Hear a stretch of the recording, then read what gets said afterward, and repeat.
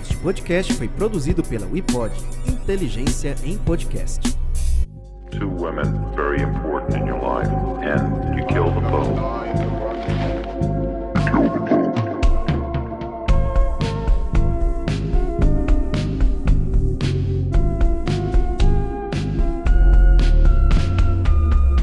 Basically, I was a normal person.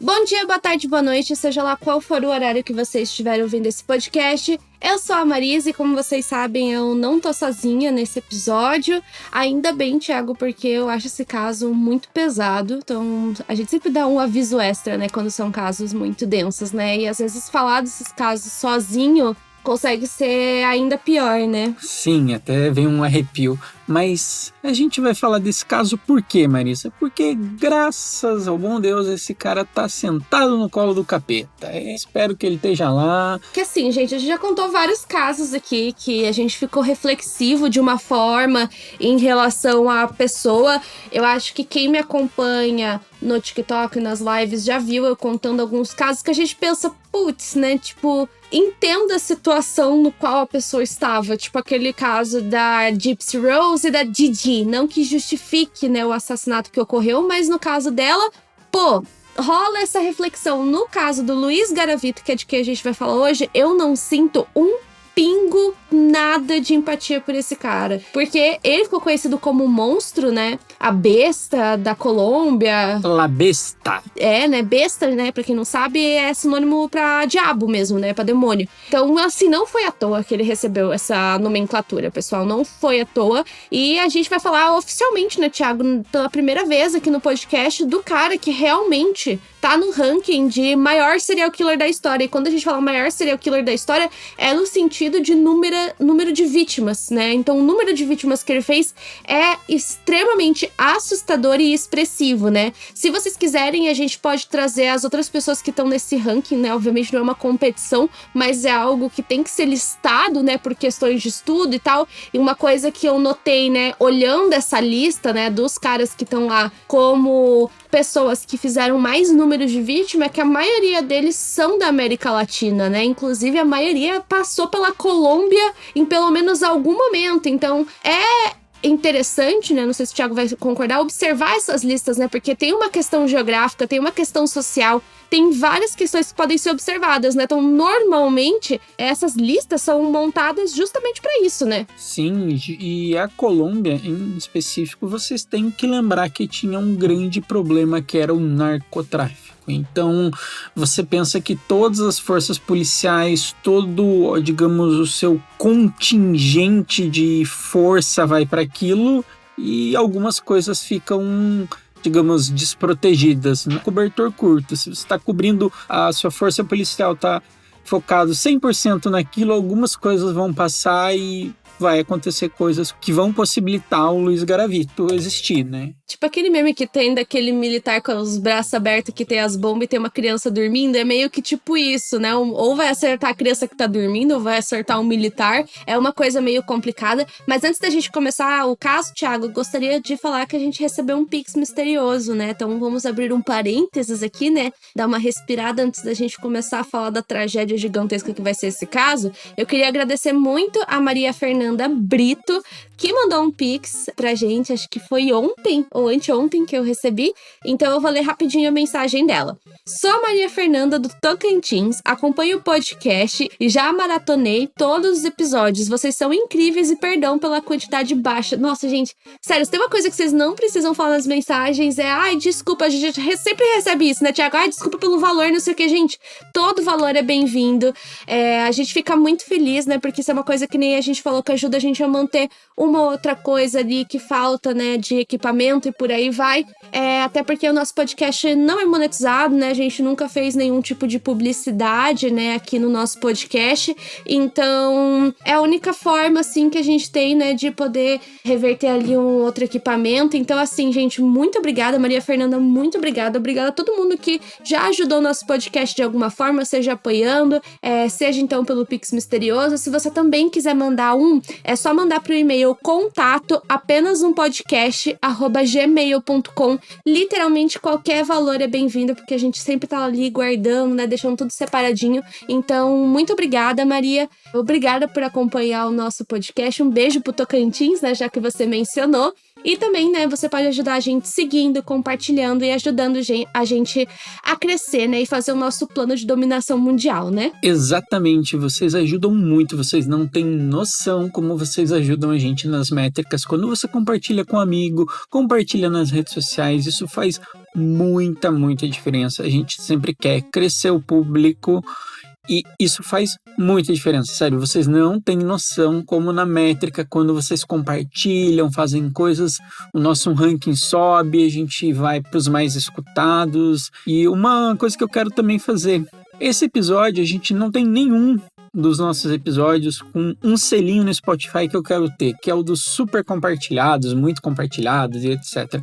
Então, compartilhe esse episódio com um amigo, um tio, uma tia que gostem de casos criminais, para vocês trazerem novas pessoas para ouvir o podcast. E se você é que nem eu e tem aquele grupo assim no WhatsApp, que só tem você, que você usa meio de bloco de nota, copia e joga o link lá, ninguém vai ficar sabendo, só ajuda a gente mesmo a crescer. E se você não avaliou a gente no Spotify ainda, dá 5 estrelas pra gente, a gente quer muito chegar em 2.000 avaliações. E é isso, acho que a gente já pode começar. Atenção, o episódio a seguir contém cenas de descrição de violência física, psicológica e sexual. Se você não se sente bem em ouvir esse tipo de história, talvez seja melhor pular e ouvir outro podcast. O aviso de gatilho foi dado, então agora você continua por sua conta e risco. Bom, vamos começar do começo. Então, o Luiz Alfredo Garavito nasceu no dia 25 de janeiro de 1957 em Gênova, Quíndio, que fica na Colômbia. A família dele era muito grande, ele era o filho mais velho e ele tinha outros 7 irmãos, ou seja, eram 8 filhos ao todo. E a família, né, Thiago, era uma família saudável? Óbvio que não, né? Já vou dar esse spoiler. Como que era a família dele? A família era disfuncional, o pai tinha problemas com a bebida, ele era extremamente violento e, para variar, não era só com o Luiz, era mais com a mãe, também agredia a mãe sendo que ela estava grávida, então aquelas coisas que vocês já sabem, filho sendo espancado, mãe sendo espancado, pai bebendo demais e, além dos abusos físicos, tem os abusos verbais, né?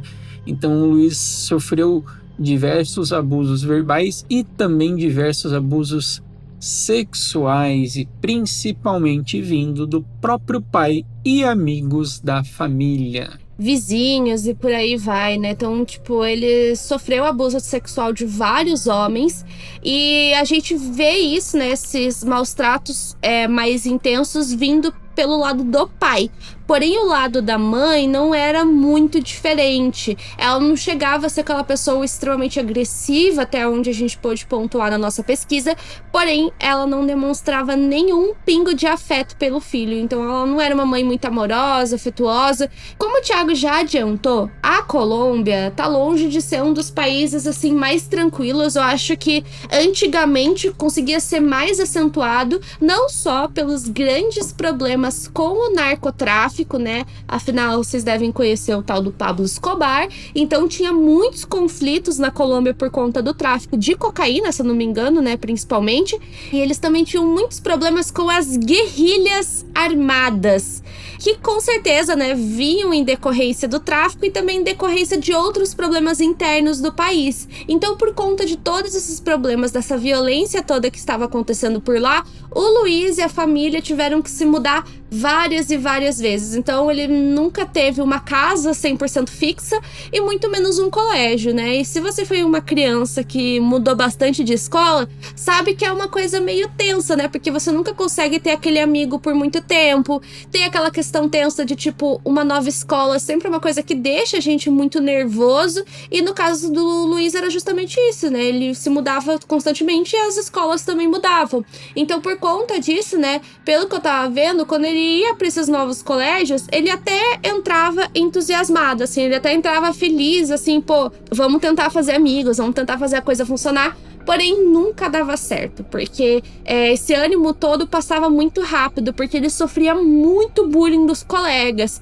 Pelo que eu tava vendo, né, a razão por esse bullying seria o fato dele ser uma pessoa que tinha um fraco desempenho escolar. Tinha muita dificuldade de memorização, e muitas escolas são assim até hoje, né, mas principalmente antigamente eu sinto que essa coisa da memorização era muito pesada, né, tinha que lembrar de tudo muito certinho, e ele não era esse tipo de pessoa que tinha uma memória muito boa. Então, por conta desse bullying, ele acabou se tornando aquela criança tímida e introspectiva que a gente sempre fala nos casos de serial killer. É mais fácil a gente apontar os casos aonde isso ou ali foi diferente do que a gente pontuar pra vocês quais foram tímidos e introspectivos, né? Porque a maioria foi. Então, foi uma infância solitária. E a adolescência? O que a gente sabe sobre ela?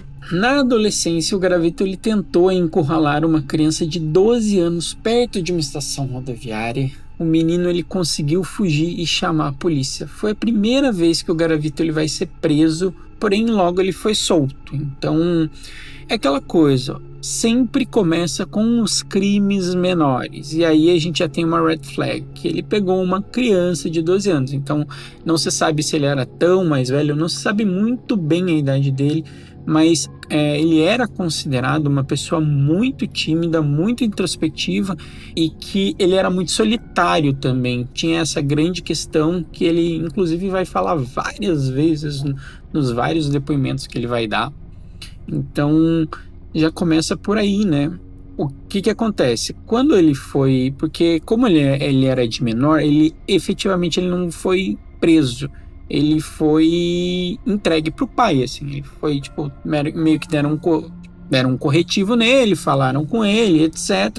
Entregaram pro pai e novamente ele vai ser reprimido e espancado. Ele vai sofrer abusos e vai sofrer agressões do pai. Então, de acordo com o próprio Garavito, seu pai ele não permitia que ele tivesse namoradas. Então, cansado disso, ele meio que aos 16 anos ele foge de casa e ele passa a viver com um vizinho, né, Marisa? Sim, ele decide então fugir de casa e ele começa a morar sozinho inicialmente. Depois disso ele começa a trabalhar em pequenas lojas. Ele dificilmente tinha um emprego fixo, né? Ele trabalhava geralmente ali como vendedor em lojas de eletrodomésticos e por aí vai. E aos 21 anos ele se tornou alcoólatra. Nessa época também ele começou a passar por vários problemas psicológicos, né? Por várias questões ali que afetavam a sua saúde mental. E nisso, né, ele pensou em tirar a própria vida diversas vezes. Ele chega, por incrível que pareça, para surpresa de todos, a procurar assistência psicológica, porém não foi algo assim que ele conseguiu muito sucesso, que ele conseguiu manter por muito tempo, da mesma forma que os empregos, como eu adiantei. Outra coisa que muitas pessoas relatam, que era o que dificultava a permanência dele nesses empregos, era surtos de raiva. Então, frequentemente ele acabava levantando a voz, quebrando coisas. Obviamente são coisas que atrapalham a sua permanência em um emprego, ainda mais ele, né, que lidava ali com o público, né, que ele trabalhava em pequenos comércios.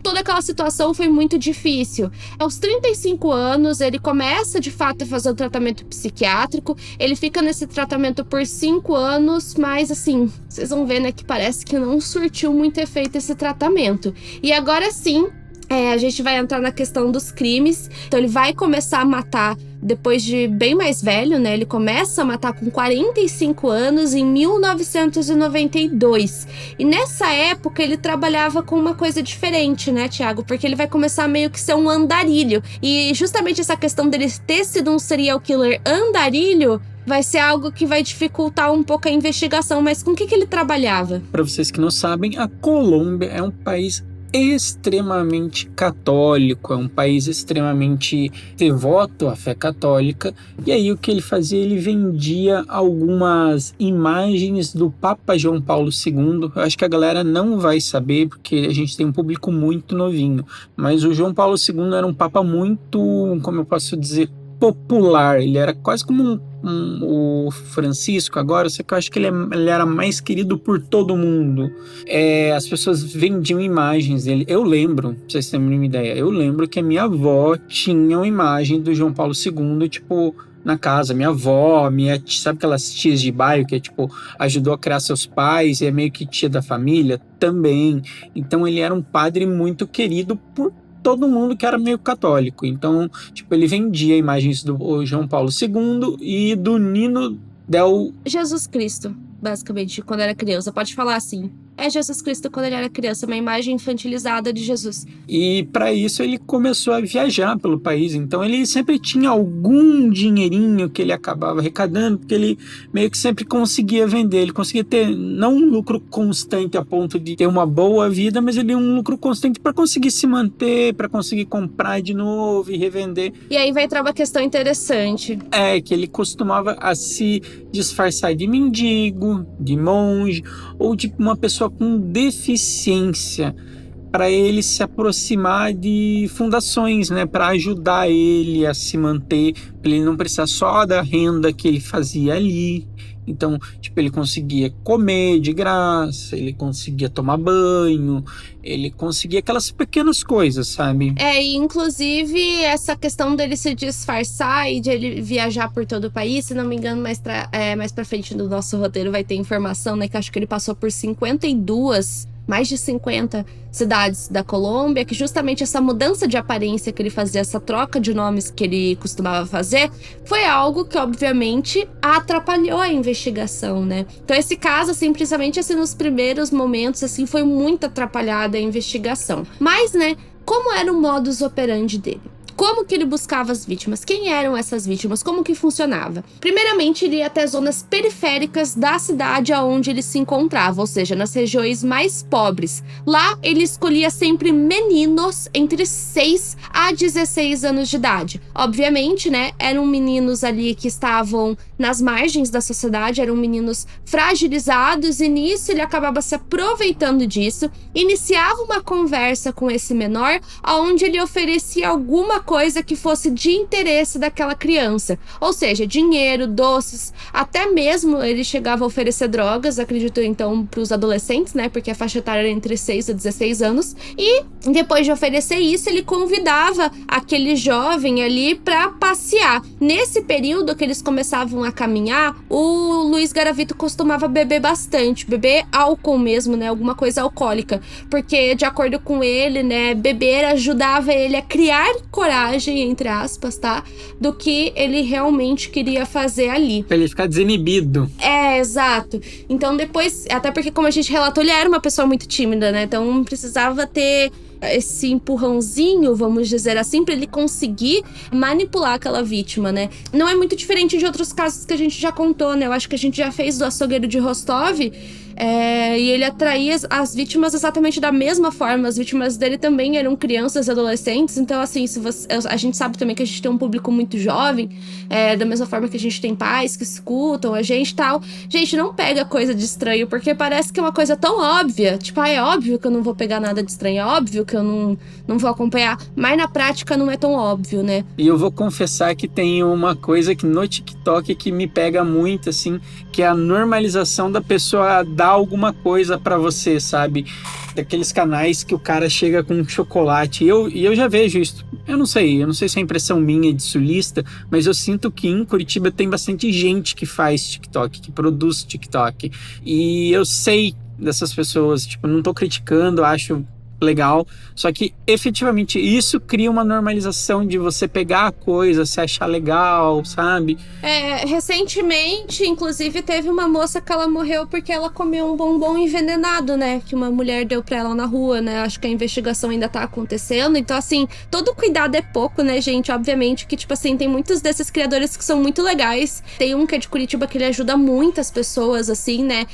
Mas, né, tem que tomar cuidado, principalmente quando a gente é mais novo, né? Porque, como tá tendo esses vídeos, acho que o que o Thiago tá querendo dizer, né, é que de repente nem sempre a pessoa que vai te dar alguma coisa é um criador de conteúdo que tá fazendo vídeo, né? Exato. Tem aquele pezinho atrás, sabe? Tipo, veja se é isso mesmo. Querendo ou não, a gente sabe a cara, né? Entre aspas, se você acompanha esse tipo de conteúdo, você sabe quem são esses criadores, né? Então, assim, tomem cuidado, né? Acho que todo cuidado é pouco, né? Principalmente com os mais jovens, né? Inclusive, falando dessa coisa de internet, não sei se o Thiago já viu, mas tinha uma pegadinha, né? Entre aspas, não sei se era uma pegadinha ou um teste social, acho que era um pouco dos dois, né? Eles pegavam principalmente mães, assim, que estavam em parquinho com os filhos pequenos. Ai, se um estranho chamar o seu filho, você acha que ele vai? E as mães tudo, não, jamais, eu falo com ele sobre isso.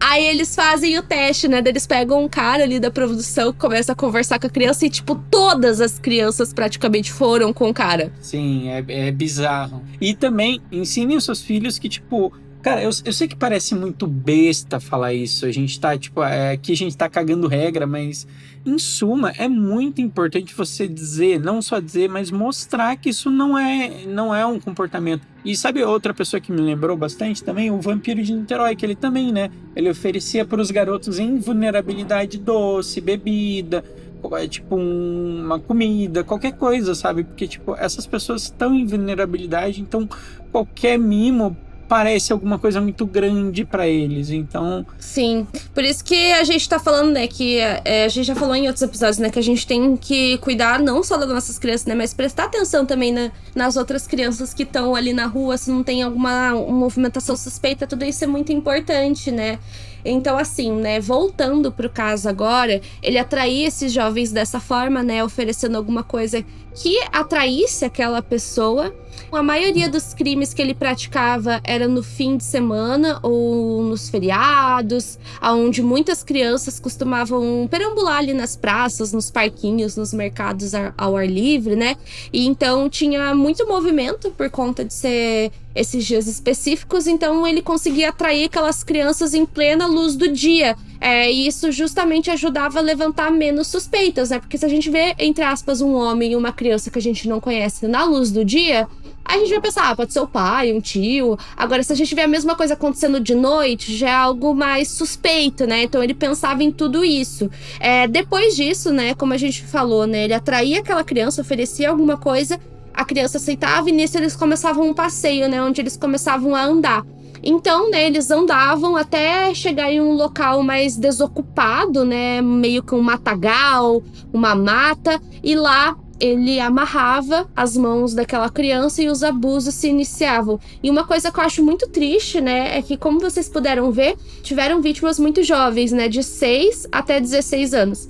E muitas dessas crianças, ele fazia essa coisa de andar propositalmente, porque aos pouquinhos as perninhas das crianças, né, iam se cansando, né, elas iam ficando cansadas, então ia ser muito mais difícil para elas conseguirem sair correndo se elas tivessem essa oportunidade, né.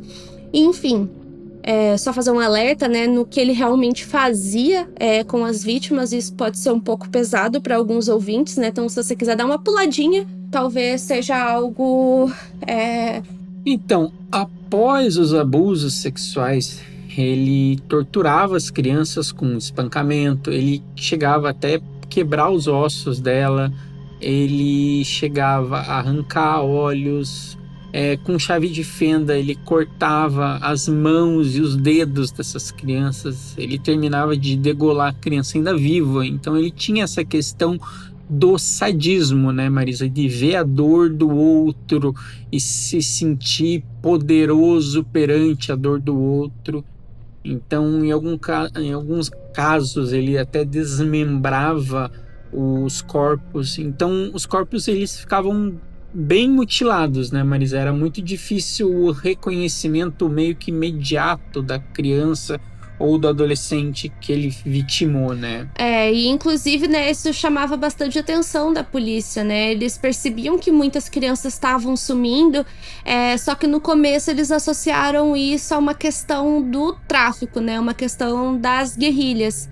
Um dos 2 motivos, né? Com o passar do tempo, rolou uma coisa que já rolou em outros casos, que é deles perceberem que o nível de crueldade era tão grande que nem esses grupos que a gente mencionou costumavam cometer crimes dessa forma, né? E outra situação que foi algo que auxiliou um pouco na investigação foi o fato de que ele anotava depois. Então, toda vez que ele matava uma vítima, ele fazia uma anotação, onde ele colocava a data, a hora e o local que o homicídio aconteceu.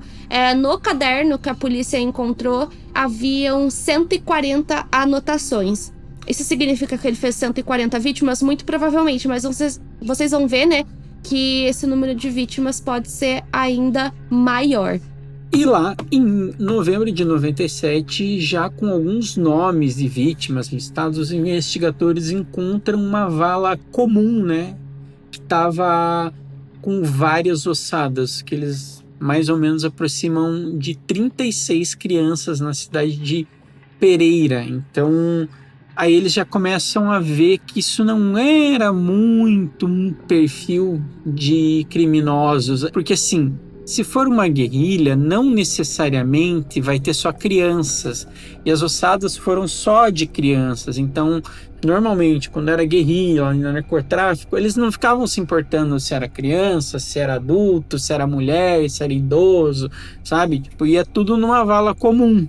Já nessas valas comuns que eles encontraram, eles veem que é só crianças, então isso chama bastante a atenção. A polícia, até num primeiro momento, eles começam a acreditar que pode ser guerrilha, que pode ser algum tipo de ritual satânico, sabe? Toda essa questão de pânico satânico. Então, essa questão de pânico satânico ou até tráfico de órgãos, que sempre quando tem desaparecimento de crianças, sempre é uma especulação, né, Marisa?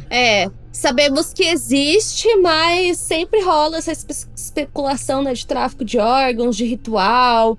Agora a gente vai pular, né, para fevereiro de 1998, quando 2 corpos nus de crianças foram encontrados um ao lado do outro na cidade de Genua, não sei como é que se pronuncia, na Colômbia. E logo após a polícia encontrar esses 2 corpos, eles encontram um terceiro que estava próximo a esses 2, só que esse terceiro estava em alto estado de decomposição. Eles percebem que os 3 corpos foram amarrados nas mãos e, além disso, havia numerosas manchas de sangue que foram detectadas por toda a área, assim como também eles encontraram uma faca. Então ficava cada vez mais claro para a polícia que poderia ser um serial killer mesmo, né? Ou que aquela situação era uma coisa muito estranha. Acho bem importante a gente ressaltar também, como a gente sempre ressalta, que a gente tá na década de 90. Se até hoje a polícia, né, de lugares diferentes tem dificuldade em entrar em contato, né? Por exemplo, sei lá, aqui no Brasil, sei lá, a polícia lá do norte entrar em contato com uma investigação que tá acontecendo aqui no sul. Se até hoje, às vezes, esses processos são demorados, nessa época ainda era pior, né? E então, além dessa faca, né, outras coisas que eles notam ali no corpo, que o corpo dessas crianças, eles tinham sofrido cortes muito profundos, né? Principalmente nos pescoços e também nos genitais, porque como a gente ressaltou, a forma que ele matava as vítimas dele mesmo era através do degolamento, né? Que, pra quem não sabe, é cortar o pescoço, né? A vítima acaba morrendo justamente por conta do sangramento e outros tipos de complicação. Esses 3 corpos, assim, foram os 3, assim, mais, como é que eu posso dizer, importantes para que a investigação andasse de uma forma que a polícia entendesse que ali era um único assassino. Claro, essas 3 vítimas, né? Depois foi conectando os casos e por aí vai. Por mais também que vocês vão perceber que o Luiz Garavito foi preso por meio que um acidente, então eles decidiram conduzir uma investigação um pouco mais detalhada sobre como esses corpos realmente estavam. Nisso, né, na autópsia, necrópsia, enfim, eles notam que havia sinais de mordida, havia também sinais de que houve abuso sexual. Eles também encontram ali próximo aos corpos uma garrafa de lubrificante. Então, deu pra ver, né, que a motivação por trás do crime, claro que a gente tem esses requintes, né, de sadismo, que com certeza era algo que fornecia prazer pra ele, mas eram crimes sexuais, né? Eram crimes motivados por sexo, por algo sexual, por prazer. E isso não era uma coisa que tráfico de órgão ia fazer, não era uma coisa que traficante, drogas, guerrilha, todas essas questões que rolavam fariam, né? Então, cada vez mais foi fechando esse essa investigação e fazendo mais sentido. Esses 3 também acabam sendo importantes porque nessa vala comum, quando se tem, digamos, vários corpos ao mesmo tempo, você tem um aumento da putrefação, da decomposição dos corpos. Então aí você não consegue ver, digamos, esses pormenores da necrópsia, você não consegue ver que teve sinais de penetração anal, que tinha mordidas, porque a decomposição aumenta, sabe, quando tem mais corpos. Então, e já estavam há mais tempo, esses eram crimes mais recentes. Então isso ajudou bastante a polícia, né, a traçar um perfil criminal dele. Sim, além disso, né, a investigação concluiu que eles não conseguiam determinar o intervalo pós-mortem, ou seja, quando que aquelas vítimas morreram, se, por exemplo, né, foram 3 corpos, se uma criança morreu primeiro, depois a outra, depois a terceira, ou se todas elas morreram juntas, as 2 primeiras, a terceira, não deu pra determinar isso. Eles conseguiram fazer a tipagem do DNA, porém não foi possível realizar o exame de DNA da forma que é esperada, porque era um exame de alto custo, né? Então, infelizmente, eles não tiveram dinheiro pra fazer isso, que era uma coisa que poderia ter fechado o caso praticamente ali, né?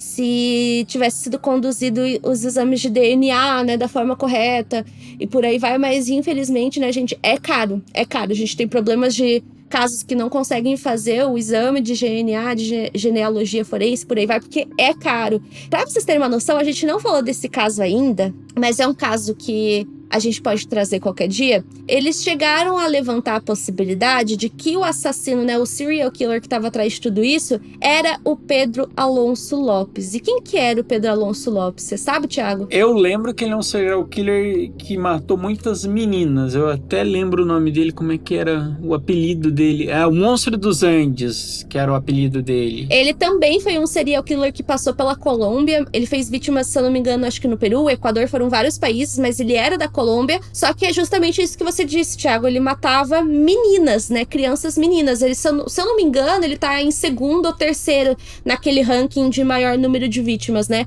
E nessa época ele já tava solto, né? Então a polícia começou a pensar, putz, será que é esse cara de novo? Mas, que nem a gente falou, não fazia sentido, porque o perfil de vítima deles sempre era meninas, então era uma coisa muito diferente. Foi passando o tempo, foi rolando a investigação, eles conseguem descobrir que o corpo daqueles meninos eram de meninos que moravam ali próximo, né? Eles tinham entre 11 a 13 anos. Os meninos se conheciam, eles eram amigos íntimos, eles vinham de um meio socioeconômico fraco, né? Ou seja, um meio socioeconômico de baixa renda. Eles costumavam trabalhar na rua, vendendo frutas, chicletes e por aí vai, para tentar ajudar na renda da família. Inclusive, né, um dos meninos teria dito à mãe que iria ajudar um homem a transportar gado antes, né, de desaparecer e posteriormente ser encontrado morto, né? Então a gente vê aquela questão que a gente sempre fala, né, que às vezes ser grosso, falar não pode salvar essa vida, né? Porque tem muitos serial killers, né, que se aproveitam da bondade daquela pessoa, né? Ted Bundy era um que fazia isso, né? Ai, tô com o braço quebrado, me ajuda. Não, sabe, gente? Às vezes a gente tem que aprender. Se achou a pessoa estranha, não ajuda. Simplesmente assim, você não vai ser mal por isso. A gente não sabe qual que é a real intenção daquela pessoa, né? E aí, o que os investigadores vão fazer? Os investigadores, eles começam a procurar por mais casos parecidos e acabam encontrando centenas de casos. Porque o que acontece? Com o Pedro Alonso Lopes, o que acontece? O Pedro, ele chega, se eu não me engano, ele chega até mostrar umas valas comuns, assim, onde estavam. Então, é por isso que também ele foi associado num primeiro momento, porque ele tinha essa questão de vala comum, sabe? É isso que chamou grande atenção. Só que daí a polícia, ela começa a notar uma certa semelhança e vai procurar em outros lugares. Por que isso está acontecendo em outros lugares? Sim, estava, né, Marisa? Exato, né? Então essa vai ser a primeira vez que o Luiz vai entrar oficialmente na lista de suspeitos, graças a depoimentos coletados, né? Então assim, a investigação parecia que tava fechando, ia rolar, mas como eu já dei um mini spoiler, né? Ele foi preso por uma outra questão, foi meio que um acidente, mas que bom que isso aconteceu, né? Então ele foi preso em abril de 1999, depois que ele foi pego em flagrante tentando abusar de um menino de 12 anos de idade chamado João Ivan. Nisso que ele foi preso, ele logo já confessou todos os crimes Ele inicialmente, na verdade, ele tenta apresentar uma identidade falsa, dá um migué, mas a polícia percebe logo de cara, aí sim ele confessa todos os crimes. Com o DNA, que aí sim a polícia conseguiu fazer, foi possível provar que ele era o assassino de vários meninos. Então, através de tantas provas, de tantas coisas suspeitas, né, que ele vai começar a falar. Então, assim, já adianto, gente, o número de vítimas nesse caso é uma coisa muito esquisita. Porque se vocês forem pesquisar em cada site, é absurdo de qualquer forma, independente de qual número tá certo dos que a gente vai falar agora, é absurdo de qualquer forma. Eu sempre falo, se é uma pessoa já é absurdo, imagina o que esse cara fez, né? Mas assim, levem esses números de vítima, quando vocês veem o caso do Luiz Garavito, como uma média. Porque a gente sempre fala que serial killer, 90% das vezes a gente pode pensar pra mais. E pro caso do Luiz Garavito, acho que a gente pode pensar 200% a mais, porque assim, ele foi condenado pelo estupro e assassinato de 138 crianças entre os anos de 1992 e 1999. Desses 138 casos, 27 nunca foram identificados, ou seja, 27 dessas crianças nunca foram identificadas.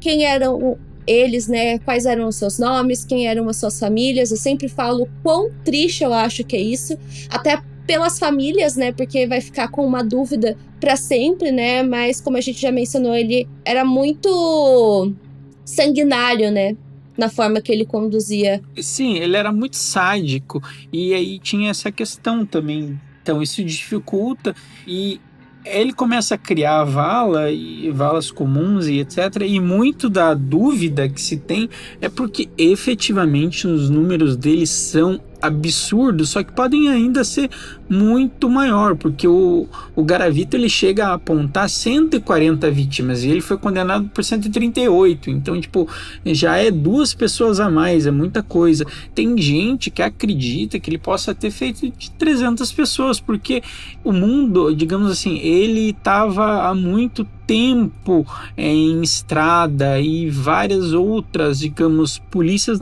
eles não foram checar crimes, porque é como a gente falou, a Colômbia, gente, literalmente teve, para vocês terem uma ideia, a Suprema Corte da Colômbia, ela vai ser bombardeada por tanque de guerra. Então, digamos que não foi uma fase muito fácil da Colômbia. Tinha toda a questão da extradição de grandes narcotraficantes que movimentavam bilhões. Então, tipo, a situação na Colômbia estava muito complicada. Então, é por isso que tem muitas pessoas que acham que pode ser muito mais do que 140 vítimas. Mas, tá, parando e pensando, 140 vítimas já é muita coisa.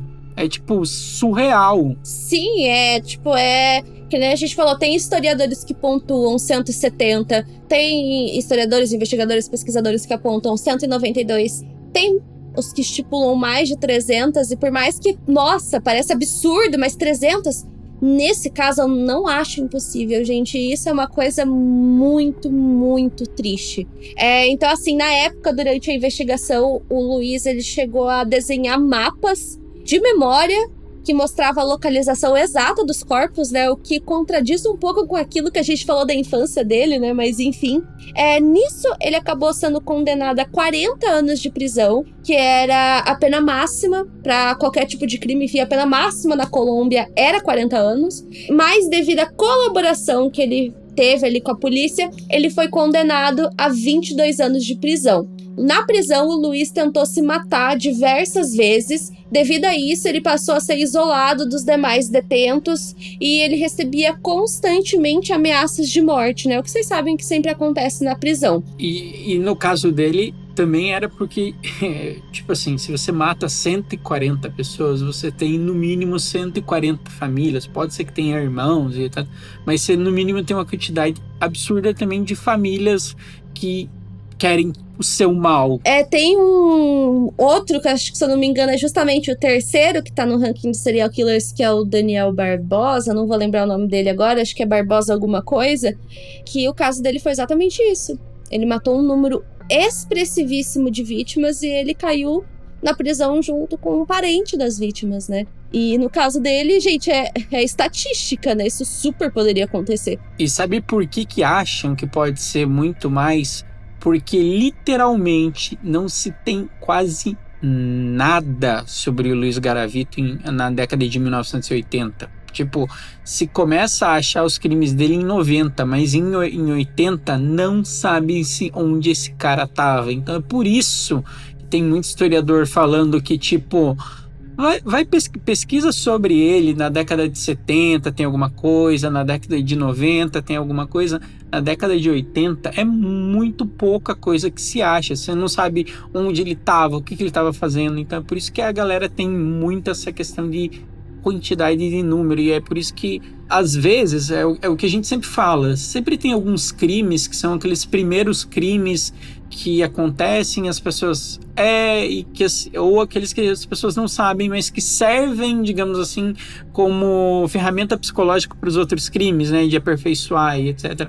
Então é bizarro. Então assim, né, gente, por que a gente decidiu falar desse caso? Porque ele literalmente morreu semana passada, né? No caso, semana passada que a gente tá gravando esse podcast pra vocês vai ser um pouquinho mais longe, né?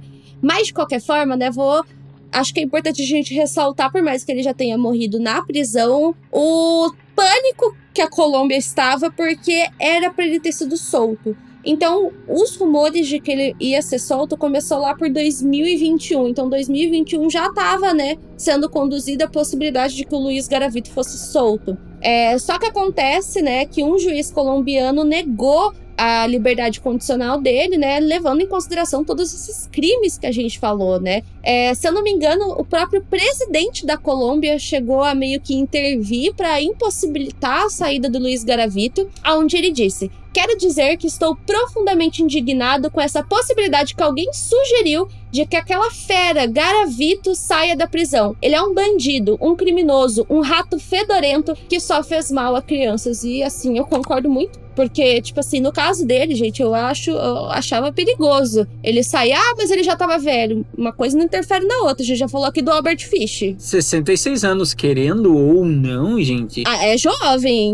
Não é tão velho assim. É jovem. Você pega agora, a expectativa de vida das pessoas é muito maior. Então, e sem contar que aquela coisa, pra vocês saberem, a gente falou do Pedro Alonso Lopes. O Pedro Alonso Lopes foi uma das pessoas que literalmente ela foi libertada e ninguém sabe onde esse maluco tá. Ele é pra estar com 75 anos e ninguém sabe o que aconteceu com ele. É porque são pessoas que passaram por avaliação psicológica. Acho que isso é o mais importante. São pessoas que no caso do Luiz, acho que não teve muito isso, mas no caso do Maníaco da Cruz, são violentas dentro da prisão, né? Então, assim, a gente tem notícias do Maníaco da Cruz agredindo carcereiros, jogando marmita na cara deles, por aí vai. Tipo, são pessoas que podem voltar a reincidir no crime. Então, isso era uma preocupação muito grande perante o Luiz Garavito, fora questões, né, gente, de justiça que foram levadas em consideração.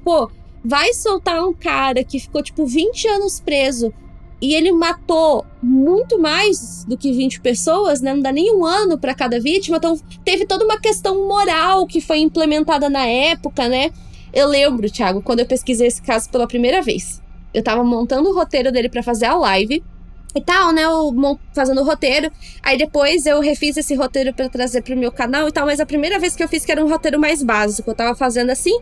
Chegou nessa informação que eu vou dar agora, eu literalmente levantei e fui respirar. Porque eu comecei a bufar de raiva. Hiperventilou. Sim, exatamente. O Luiz Garavito deu uma única entrevista pra televisão, que foi pro canal, assim, mais importante do país, que foi televisionado em 2006. E nessa entrevista, né, a pessoa perguntou pra ele o que ele pretendia fazer, né, depois que ele, enfim, né, fosse solto, né, porque isso poderia ter acontecido, né, o que ele pretendia fazer. E ele disse que ele pretendia seguir a carreira política e direcionar os seus esforços para combater a exploração sexual infantil. Ai, meu Deus do céu, hipocrisia do caralho, meu Deus do céu. Vale lembrar que depois, assim, que ele foi preso e julgado, ele começou a entrar com isso e me disse, não fui eu, não foi bem assim, eu nem lembro. A gente nem quis entrar em detalhes sobre isso, porque no caso do Luiz Garavito, é uma coisa assim que já tá mais do que provada, já falou, sabe, já deu, sabe? A gente trouxe o caso em si porque não queremos dar palco porque esse cara falava assim, não fui eu, depois que já foi preso, sabe? Então assim, Não. Nossa, ele, nas entrevistas, ele chegou a falar que a imprensa norte-americana... Cara, eram uns delírios, assim, que você ficava, tipo... Tá bom, amigo, senta lá, a gente finge que acredita, porque, pelo amor de Deus, sabe? E é bizarro, assim. Vamos pro momento 5 centavos, porque eu acho que a gente já tá full pistolinha. Deixa eu só fechar, né? Luiz Garavito morreu, né, gente? Pra tristeza de 0 pessoas, no dia 12 de outubro de 2023, agora há pouco, né? Aos 66 anos, ele morreu, aparentemente em complicações de um câncer de olho e uma leucemia que ele tinha sido diagnosticado há um tempo atrás, né? Então ele morreu em decorrência desses 2 cânceres, né? Que leucemia é um tipo de câncer também. Então foi isso, né, gente? Foi de arrasta pra baixo. Agora sim a gente pode ir pro momento 5 centavos.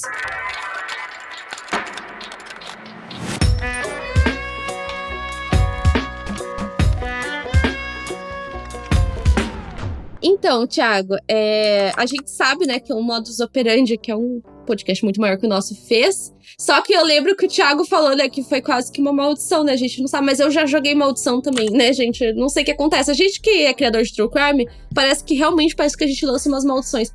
Porque já aconteceu comigo no caso do Unabomber e no caso do Pedrinho Matador, que eu falei, não, mas tá velho. Eu lembro que do Unabomber eu falei assim, não, mas ele tá velho já, não sei não, gente. Deu uma semana... Acho que não foi nem uma semana, deu uns 3 dias. Faleceu. O Pedrinho Matador, eu tinha feito uma live falando, gente, eu não vou falar desse caso, enfim, porque o cara tá vivo, ele é ativo nas redes sociais, não vou me sentir confortável. Se um dia, né, vir a ocorrer, eu ainda falei assim, dele falecer, dele sumir, enfim, rindo de desespero, tá, gente? Eu não estou rindo do fato, enfim, rindo de desespero, tá? Porque, assim, eu falei isso, no outro dia ele morreu, gente. Aí o pessoal começou a me marcar. Agora você pode falar. Então assim, gente, no mundo do True Crime, às vezes esse tipo de coisa acontece. E aconteceu agora com o Modus Operandi, né? Que fez o episódio do Luiz Garavito. Acho que 12 horas depois saiu a notícia que ele morreu. Enfim, a gente só falou isso, né? A gente decidiu fazer esse podcast justamente por conta dessa notícia, né? E porque a gente, né, acabou relembrando o caso, enfim, decidimos falar sobre isso, né? Thiago, o que você achou desse caso? Você tem algo a dizer? É um caso meio difícil, né? Porque, tipo assim, o que eu tenho a dizer é, tipo, odeio esse cara. Bom, ele é fruto disso que a gente falou, dessa... Como que é? Essa loucura colombiana, desse surrealismo mágico colombiano. E, cara, é bizarro o número de vítimas, assim, não tem nem como... Não tem... Cara, eu não consigo dimensionar, sei lá, se você tivesse 140 pessoas ao vivo na sua live, tipo, ainda assim, eu vou achar que é bastante gente. Então, cara, é muita gente. Tem casos, assim, que nem, por exemplo, do Ted Bundy, geralmente esses casos, assim, mais midiáticos, que a gente tem aquela foto que eu acho super triste de olhar. Todo mundo que acompanha a casa já deve ter visto, que tem a fotinha de cada uma das vítimas, um do lado da outra. Tipo, Ted Bundy foi um serial killer que fez um número de vítimas enorme também, mas, tipo, menos quantidade do que o Luiz. Eu lembro que eu senti uma dor em olhar aquela foto, porque cada vida ali tinha alguma coisa pela frente, por aí vai, ver o rosto de todas aquelas pessoas juntas é algo muito pesado, né? Porque é aquilo que eu penso bastante, né? Porque, querendo ou não, aquela vítima foi meio que muitas vezes resumida a isso, né? As pessoas não vão lembrar do nome, muitas vezes não vai ser noticiado, não vai ser nada, e é uma coisa triste, né? E ver aquelas fotos assim me dá uma sensação de vazio muito grande.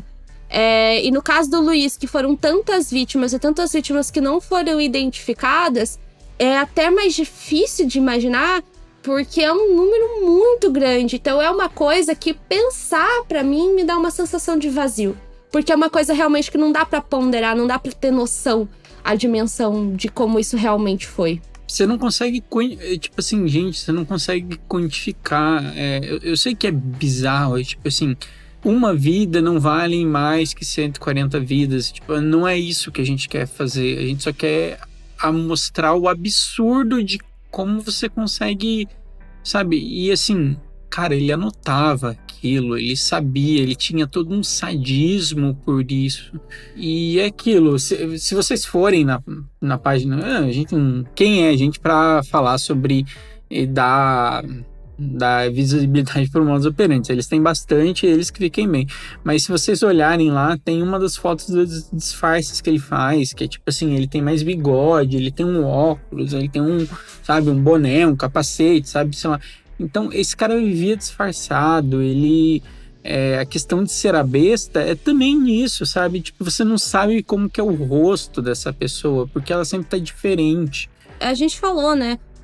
Se uma vida já é algo inimaginável, né? Obviamente são coisas que não são comparáveis, mas já é algo que dói. Imagina uma única pessoa tirar a vida de tantas pessoas, assim, de uma forma extremamente violenta, igual a que a gente viu, né? Por tanto tempo, e a gente nem sequer saber se teve mais, né? E eu acho que deve ser uma dor muito grande para as famílias, porque, como a gente falou, muitas não foram identificadas. Então, assim, é uma coisa muito pesada de pensar, assim. E é muito... Chega a ser até... Como é que eu posso dizer? Uma coisa que me dá raiva, ele, depois de tudo isso, tentar meter essas de louco, sabe? Ai, porque não foi bem assim, não sei o quê. Cara, você literalmente anotava. Você literalmente usava disfarce, que nem o Thiago falou. Como que foi uma coisa que você não lembra? Como que não foi uma coisa premeditada? Como que é uma coisa que você não sabia? Ai, sabe aquelas coisas que ele falava? Ai, governo dos Estados Unidos. Ai, me poupe, né? Então, tipo assim... é um caso, assim, que me dói muito, resumindo. Sei lá, eu sei que eu comecei esse caso falando... menos uma pessoa pra estar no colo de Satanás, etc. E também que eu não acredito nisso, mas... Agora, falando sério, eu espero... Sei lá, se existe alguma coisa kármica nesse mundo, eu espero que tudo de ruim aconteça para essa pessoa. E é isso aí. Acho que a gente nunca terminou o podcast numa vibe tão para baixo, mas acho que é isso. Vamos fazer um momento só de descompressão pra gente não sair tão mal desse podcast, Marisa? Então, como vocês sabem, né, gente? A gente tá querendo toda vez no final do episódio ler os comentários que vocês deixam pra gente lá no Spotify. Se vocês olharem ali, né, quem é ouvinte do Spotify, tem um lugar que você consegue, né, deixar ali, né, o que você achou do episódio, dar o seu pitaquinho, mandar uma mensagem pra gente. E agora, né, sempre no final do episódio a gente vai estar lendo alguns. Os comentários que a gente vai ler é do episódio que a gente postou essa semana, que foi o da Fusako Sano. No caso desta semana, que não é desta semana pra vocês, né, que a gente tá gravando antes. Mas, vamos ler. O primeiro comentário vai ser o da Eduarda. Muito interessante. A coitada ficou 9 anos presa, mas eu tô me perguntando por que ele não ficou na lista de suspeitos. Eduarda, você não tem noção quanto eu e o Thiago gostaríamos de ter essa resposta. Quem ouviu esse episódio sabe que essa questão do porquê que o cara não foi parar na lista de suspeitos é uma coisa que me assombra à noite. Se você ainda não foi ouvir, não sabe do que a gente tá falando, vai lá conferir esse episódio, que ele ficou bem interessante. Né, Thiago? O Thiago, principalmente, ficou bem perturbado com essa parte. Fiquei bastante. E aí eu vou também pro próximo comentário, que é do Chinho. Eu me recordo de muito tempo conhecer por cima esse caso. Realmente preocupante o que aconteceu com essa garotinha. O episódio foi super bem abordado, gente. E mandou um joinha. Que bom, ficamos felizes. Depois disso, a gente teve o comentário da Mia. Chocaram que me mencionaram. O surto, kkkkkk. Mas enfim, que episódio, misericórdia. Achei muito injusto com a vítima. Esperava uma pena maior e, sinceramente, que nojo desse homem. Sim, é a Lana. E mencionamos você de novo. Eu acho que agora você mudou sua foto da Lana e nós estamos te mencionando de novo, Mia. Vamos lá, qual que é o próximo comentário? O próximo comentário é: esse episódio tá simplesmente incrível, do Fred Killy. Depois disso, o Almeida, com um coração vermelho, comentou: um episódio totalmente triste, incrível a forma de apresentação. Vocês, aí eu acho que foi algum emoji que foi ali, né? Não dá pra ver qual que é. Poderiam fazer um episódio sobre o Mecânico da Cruz. Roteiro e reportagens no meio episódio. Beijinhos. Será que ele quis dizer o Maníaco da Cruz? Se for, a gente já tem, né? Sim, já temos o Maníaco da Cruz e, inclusive, vocês podem mandar recomendações de podcast pra gente gravar. Inclusive, essa semana a gente teve uma recomendação muito boa do... Ai, caramba, me fugiu o nome, mas do nome oficial ficou como Doutor Morte. Sei quem que é. É o... Christopher Duncher. que os pacientes que passaram por ele, eu acho esse caso extremamente interessante. Tem um podcast a respeito e eu gosto bastante desse caso, porque é bizarro pensar como ele passou nas melhores faculdades e etc. de medicina. Enfim, né? Eu acho que eu já falei desse caso antes. E agora a gente vai ler mais 2 comentários que teve no podcast que saiu hoje, né? No dia que a gente tá gravando. Que foi sobre o caso do Heriberto Seda, o serial killer imitador do Zodíaco. E qual que é o primeiro comentário que tá lá? Episódio maravilhoso, como sempre. Faz 34 minutos que a gente começou a gravar, que essa pessoa fez esse comentário, foi o comentário da Maria Luísa. Maria Luísa, se você não tava imaginando que você ia aparecer, você apareceu. E o último comentário que a gente vai ler hoje é da Isa Teles. Teles, acho que é Teles. Acompanho vocês desde o começo do podcast, Coração Vermelho. Adoro vocês. Já pensaram em chamar os ouvintes para participar do podcast? Beijos e sucesso para vocês. A gente nunca pensou. Eu já pensei, inclusive, Marisa, sabe por quê? Por quê? De fazer no final do ano ou no começo do ano, sei lá, um especial com os ouvintes apoiadores. Então, quem sabe no futuro a gente faça. Então vamos deixar aí pro futuro. Mas por enquanto vocês podem aparecer aqui no nosso podcast ou pelo Pix Misterioso, lá no comecinho ou aqui no final deixando um comentário. Então, se você chegou até o final desse episódio, comenta aí o que vocês acharam. Vocês têm alguma outra informação? Vocês têm alguma sugestão? Deixa aí nos comentários que agora a gente aprendeu como é que faz pra ler, então fica bem mais interessante pra gente. Um beijo pra todos vocês e até semana que vem. Tchau, tchau. Até a próxima, galera.